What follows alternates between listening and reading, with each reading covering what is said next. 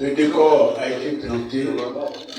Cette conférence de presse urgente organisée suite aux violences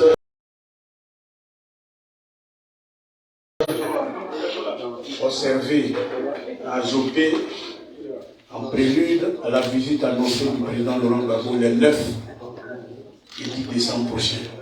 Monsieur le ministre, la place vous revient.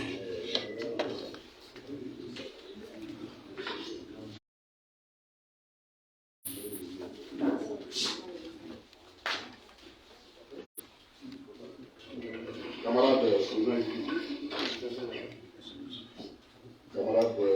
président de la Ligue, camarades responsables politiques de la région d'Amé, camarades membres de la commission, chers amis des médias, je voudrais, avec la permission et l'autorisation du président exécutif, vous dire merci d'être venu spontanément à notre appel et vous présenter nos excuses pour le retard avec lequel nous commençons la présente conférence. Alors, elle va se faire commencer par une lecture des propos liminaires. Au début, on a voulu que ce soit un point de presse, mais le respect que nous devons à la presse et qui est mobilisée, nous pourrons volontairement nous prêter à quelques questions afin d'éclaircir des points semblent ne pas avoir été bien compris après la conférence. Nous pourrons bien donc les éclaircir. Au besoin, quelqu'un de la direction pourrait, sur l'occasion qu'on suscite, des applications de la question. Alors donc nous commençons par les propos liminaires. Le dimanche 4 décembre 2022, des enregistrements vidéo montrant des propos et des actes hostiles à la visite dans la région de la Mée de son Excellence le président Laurent Gbagbo, ancien président de la République de Côte d'Ivoire et président du Parti des peuples africains Côte d'Ivoire PPACI, ont été abondamment relayés par les réseaux sociaux. Dans la première vidéo, des personnes prétendant défendre la cause du Premier ministre Patrick Achi ont tenu des propos dans lesquels ils affirment clairement entreprendre tout pour empêcher la visite du président Laurent Gbagbo dans cette région de la Côte d'Ivoire prévue les 9 et 10 décembre prochains. Dans cette vidéo, des propos tribalistes visant l'ethnie d'origine du président Laurent Gbagbo ont également été tenus et des menaces ouvertes ont été proférées contre une compagnie de transport bien connue en Côte d'Ivoire et dans la sous-région. Dans la seconde vidéo, l'on voit des personnes détruire avec armes les affiches géantes annonçant cette visite.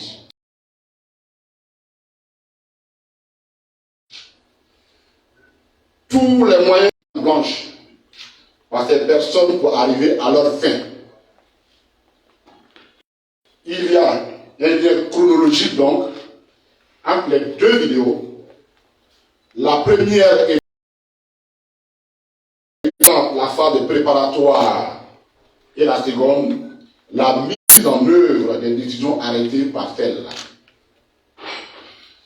Pour le PPACI, les propos tenus et les actes posés tels que montrés dans la vidéo sont extrêmement graves pour la cohésion sociale et ne peuvent rester sans suite de la part du gouvernement et des autorités judiciaires. Le PPACI interpelle vigoureusement le Premier ministre Patrick Achi, chef de gouvernement de la République de Côte d'Ivoire, dont son nom est associé à ces actes, pour faire toute la lumière sur ceci au nom de la fonction qu'il exerce dans la République. Nous rappelons que le Premier ministre Patrick Hachi a été l'initiateur de la 5e phase du dialogue politique, dont les conclusions sont censées rassurer nos compatriotes quant à la volonté des acteurs politiques de travailler au renforcement de la cohésion sociale. Ces discours d'ouverture et de clôture de cette phase du dialogue, marqués par la pondération, avaient été salués par tous les participants. Les actes qui ont été posés ce week-end et dont les auteurs disent agir pour défendre la cause du Premier ministre prennent le contre-pied de toutes les bonnes intentions qu'il avait manifestées à l'occasion de ce dialogue.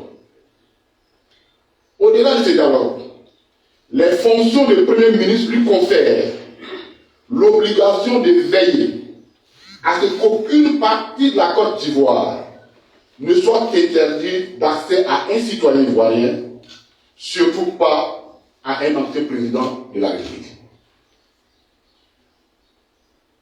Devant la gravité des propos et des actes posés par les personnes visibles et identifiables sur les vidéos, le PPACI demande aux autorités judiciaires l'ouverture immédiate d'une information judiciaire afin que les auteurs et les complices répondent de leurs actes devant les juridictions compétentes. En tout état de cause, le PPACI tient à rappeler à l'opinion nationale et internationale l'excellence du président Laurent Gbagbo rend aux populations de la région de la Mé, à l'invitation de celle-ci, lancée le 2 décembre 2021, à l'occasion de l'audience que le président Laurent Gbagbo leur avait accordée, s'inscrit dans les actes en faveur de la réconciliation qu'il n'a eu de cesse de poser depuis son retour au pays le 17 juin 2021. Ces actes, depuis ses visites à ces 2 aînés, jusqu'à son enrôlement de nouveau sur la liste électorale, en passant par la participation de son parti au dialogue politique et la rencontre du 14 juillet 2022 qui a réuni au palais présidentiel le président de la République et ses 2 prédécesseurs. Par cette visite, le président Laurent Gbagbo entend exprimer toute sa gratitude aux populations de la Mé qui lui ont manifesté un soutien constant durant les moments difficiles qu'il a traversés. Dans cet esprit de réconciliation et fidèle au respect des valeurs républicaines, le président Laurent Gbagbo a adressé le 16 novembre dernier, par les soins de son directeur de cabinet, l'ambassadeur Emmanuel Aka, un courrier d'information de cette visite au président de la République via son directeur de cabinet. Le PPACI rassure donc tout le monde que la visite du président Laurent Gbagbo aux populations de l'armée aura lieu aux dates indiquées et invite les populations dont l'hospitalité est depuis longtemps établie de se mobiliser pour accorder un accueil chaleureux à celui qui demeure toujours l'un des leurs. Enfin, le PPACI appelle ses militants et sympathisants au calme et à la retenue et les invite à ne pas céder sans aucun prétexte aux provocations, mais de demeurer vigilants et mobilisés pour assurer le succès de cette visite. Je vous remercie.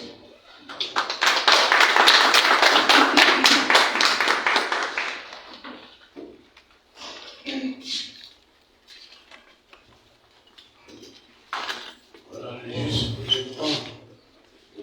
Voilà, essayez de l'attirer un peu. Et nous allons donner le micro aux journalistes.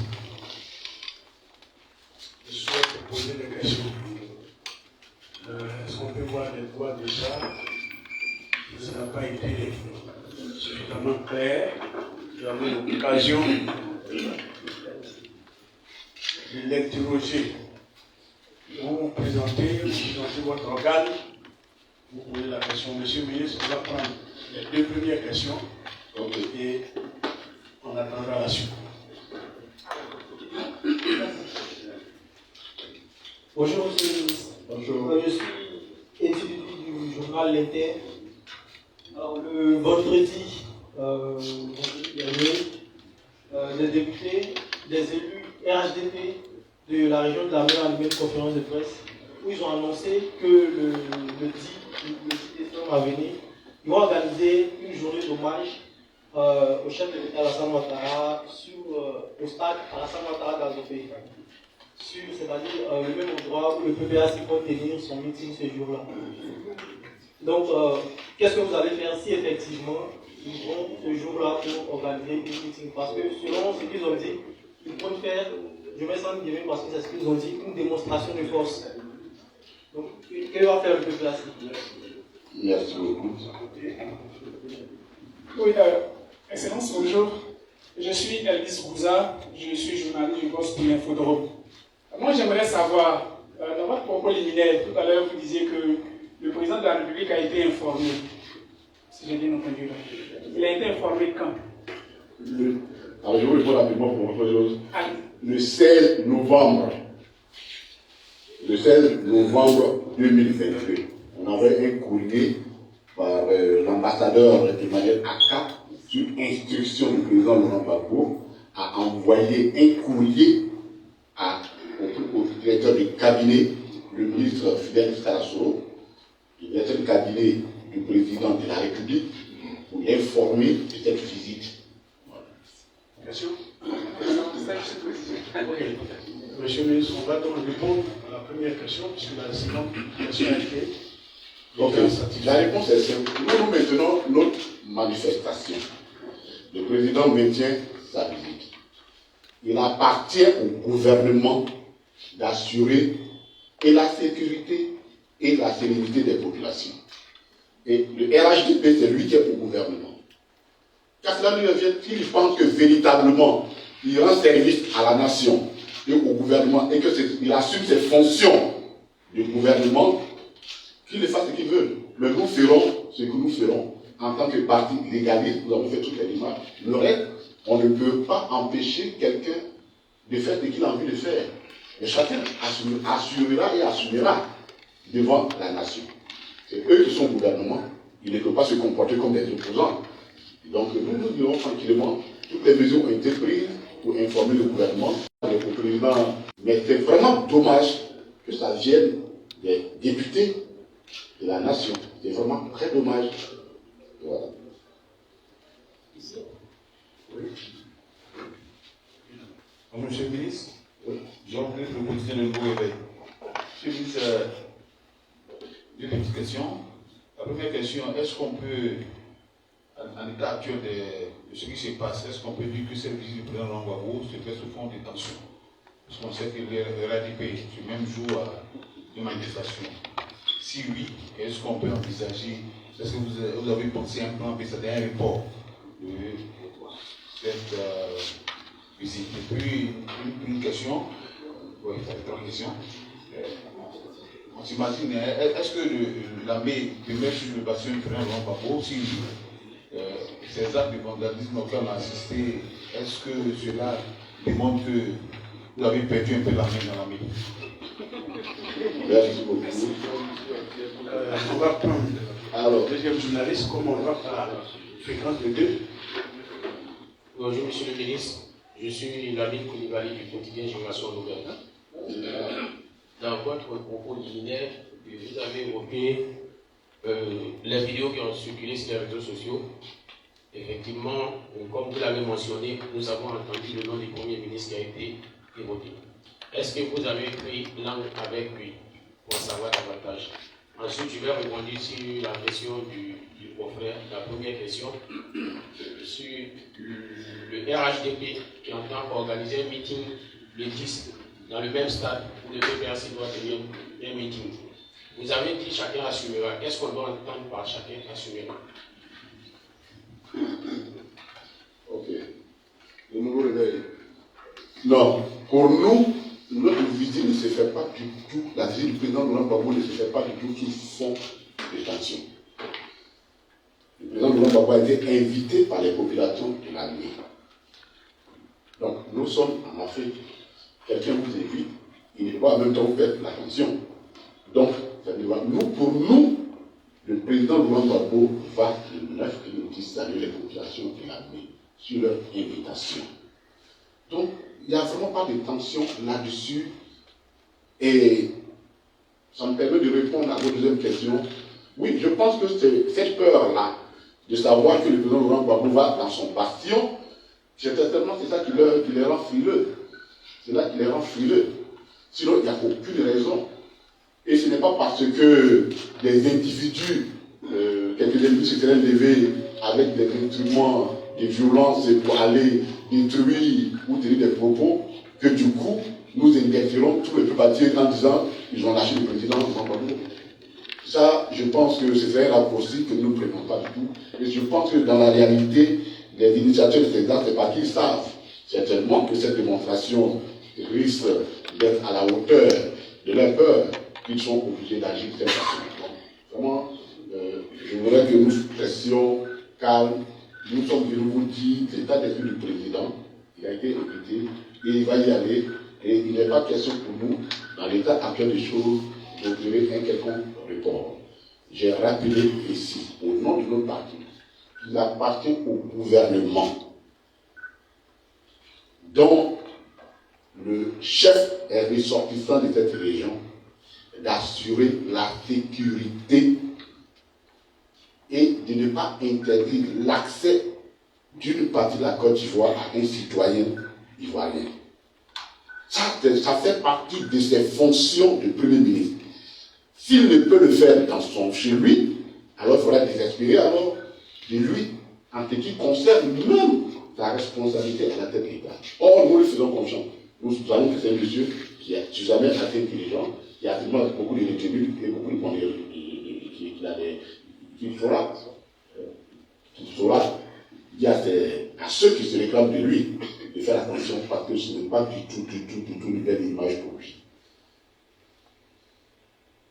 Alors, bon, j'ai répondu en même temps de passion. Pour nous, je pense que le président ne va pas pour aller juger si c'est son passion ou pas. Le président va saluer les populations. Comme il allait à l'ouest, il s'appelait, les populations de l'ouest l'avaient invité, il est parti. Les populations l'avaient invité, il va partir. Il y a une invitation qui est là pendant le haut s'attendra, il va y répondre. Donc, franchement, le président doit aller partout. Et il n'y a pas de raison qu'une partie de la Côte d'Ivoire soit interdite d'accès.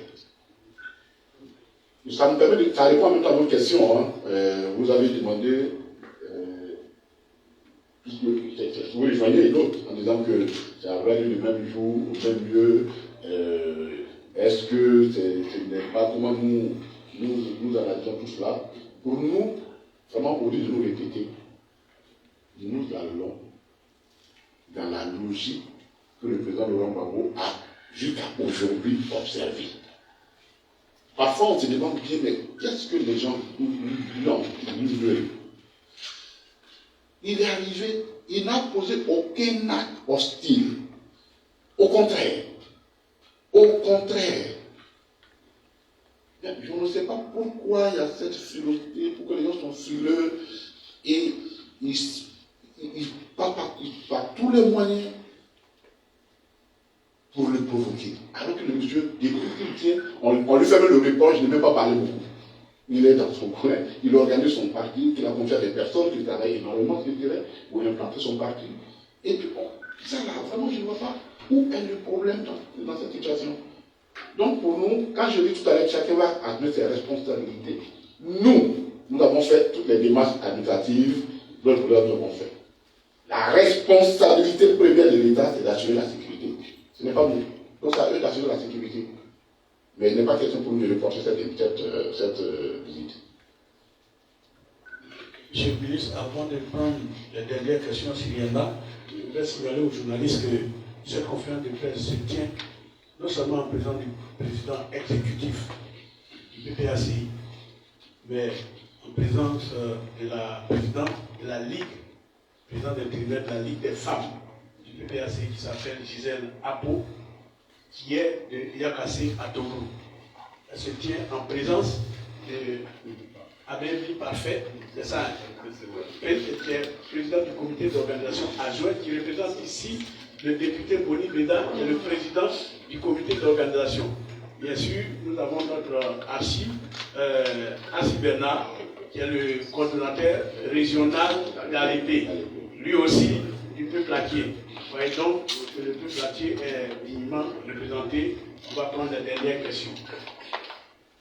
J'espère que vous n'avez oublié personne. Madame, vous êtes à qui aussi? Voilà, il y a une femme dedans même. SNT, secrétaire national technique. Vous savez, c'est le président Yadima fait à son âme, qui est en train de faire une conférence de presse. Il a dit qu'il y a des vandaux qui ont cassé à cause du multipartisme. Quelqu'un qui a souffert? Oui, les vandales. On dit même qu'il y a des femmes dedans. Alors, tu veux prendre la parole? Bonjour, monsieur le ministre. Je suis Bekantinko de Afrique Succède. Vous avez souligné tout à l'heure qu'il n'était pas question de report de la visite de M. Gbagbo dans l'armée. Étant donné qu'il s'agit, il revient des autorités de gérer tout ce qui est sécurité, encadrer la visite. Et si ces autorités demandaient au parti PPACI le report compte tenu des tensions qu'il y a eu dans cette zone, quelle aurait été la réponse exacte du PPACI? Alors là, okay. On va prendre tous les derniers doigts, comme ça vous répondez. Et c'est bon, derrière là-bas, le tout dernier intervenant. Ici, il n'y en a plus, hein? C'est bon. D'accord. Oui. Monsieur le ministre, Marcel Designo, du journal de Pan-Africain. Tout à l'heure, dans votre liminaire, vous avez dit que vous intervenez les autorités judiciaires. Vous leur demandez même de poursuivre. Est-ce que formellement vous avez introduit une plainte? Parce que j'ai au-delà de l'interpellation. Merci. Bien, c'est la dernière question. Merci. Vous répondez à cette préoccupation et puis vous faites la conclusion en même temps. Merci beaucoup. Cher ami Afrique 7, je tourne la question dans tous les sens et je ne vois pas pourquoi le gouvernement, les autorités refuseraient cette démarche, cette visite. Parce qu'on connaît les auteurs de la violence. Ils sont identifiés, on les connaît. Donc la responsabilité de l'État, c'est d'aller les chercher et leur dire qu'on ne fait pas ça dans une République. C'est tout simple que ça. Donc, nous-mêmes, nous ne posons même pas cette question. Est-ce que le gouvernement peut interdire? Il va interdire pourquoi? Est-ce que c'est vraiment sérieux pour un gouvernement de demander à quelqu'un qui n'est pas accès dans une partie de son pays? Ça n'a aucun sens. Et nous pensons sincèrement que le gouvernement est assez sérieux. La Côte d'Ivoire est assez sérieuse, elle se respecte pour que le gouvernement tombe à ce niveau. Donc, nous, sincèrement, jusqu'à peu de contraire, nous leur faisons confiance et nous disons quand même, ils ont une grosse responsabilité de la fonction qu'ils occupent et ils ne peuvent pas se permettre de ramener la Côte d'Ivoire vraiment en arrière jusqu'à ce niveau. Donc, pour nous, il n'y a pas d'alternative, on ne sait même pas ce calculer là-dessus. Est-ce que. Donc, on n'envisage pas de plan B. La réponse est maintenue, donc, c'est maintenu, de réponse, elle est maintenue pour la chose. Le journal est panafricain. Oui, la justice en Côte d'Ivoire, c'est vrai qu'il faut l'actionner. Il faut l'actionner. Le procureur peut s'auto-servir, mais nous, on peut actionner. Et je pense que nos responsables locaux ont déjà porté plainte avec tous les éléments vidéo là-dessus pour identifier les personnes. Parce que c'est important de le faire. Pourquoi? Il faut distinguer les malfaisants de la population. Parce que si vous ne le faites pas, c'est que vous jetez le propre sur toute une population dont l'hospitalité n'a jamais été prise à défaut. Donc, celui qui a fait mal, c'est lui qu'on identifie et c'est lui qui doit répondre de ses actes. Donc oui, nous avons déjà porté plainte et pour que nous veillerons à ce que cette plainte aille jusqu'au bout. Voilà un peu ce que je voulais dire. Alors,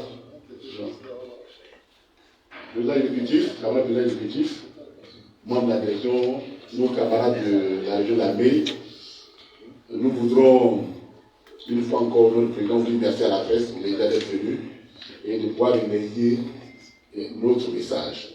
C'est vraiment un message de pondération, un message à la retenue.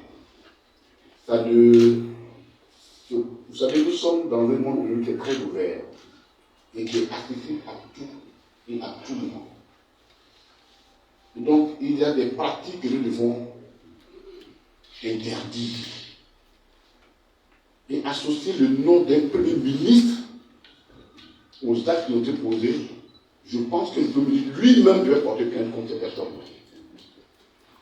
Parce que la fonction qu'il occupe lui impose vraiment des responsabilités énormes. Il est le chef de l'action gouvernementale. Et il ne peut pas laisser ça passer. Le président Laurent Gbagbo qui va le rendre, ce n'est pas un inconnu. Il a été son ministre 11 ans. 11 ans, ce n'est pas un inconnu. Et il sait les films que ce monsieur lui portait et lui porte toujours. Il n'y a pas de raison, aucune raison ne peut justifier ces gens d'actes-là. Qui non seulement jettent le propre sur le gouvernement, et si nous ne faisons pas de recul, qui veulent terminer l'image d'un grand peuple de valeurs, d'un peuple qui est, et le président Laurent Gbagbo, c'est toujours la vérité de dire, qui a été le plus grand promoteur de la démocratie en Côte d'Ivoire. Je pense que ce sont des valeurs que nous ne devons pas perdre, et il est important que chacun, autant nous avons appelé nos camarades à la retenue, nous demandons au RHDP, nous demandons au Premier ministre, nous demandons au cadre du RHDP de l'armée, de la leur militant à la retenue. C'est une visite d'amitié, une visite que quelqu'un va rendre à ses amis, à ses parents et à ses cousins, sur leur invitation. Voilà un peu, et comme je vous l'ai dit, tout a été pris en compte. Nous avons informé le président de la République de cette visite. Le président Laurent Gbagbo ne peut pas se lever à aller dans un endroit sans informer le président de la République. Il l'a fait. Donc ces actes-là, nous voulons croire que ce sont des actes isolés et que le gouvernement va réagir pour pouvoir faire tomber et arrêter ces pratiques-là qui n'ont personne. Parce que dans tous les cas de figure, la visite de 9 août, elle est maintenue dans la région de la Mée. Le président Laurent Gbagbo y sera. Je vous remercie.